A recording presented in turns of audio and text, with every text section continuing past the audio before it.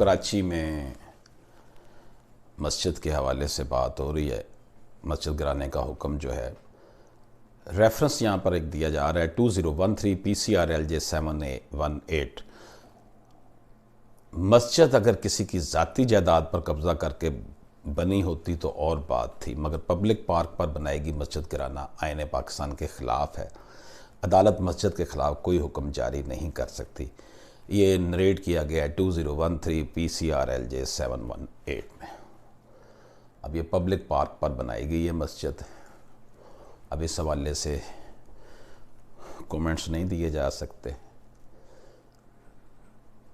کہ مسجد کو گرانے کا جو سپریم کورٹ کا حکم ہے وہ کیا ہے، اس کے کانسیکوینسز کیا ہیں، حالات و واقعات کیا ہیں. جو یہ رپورٹ ہوا تھا وہ میں نے منوان آپ کے سامنے پیش کر دیا.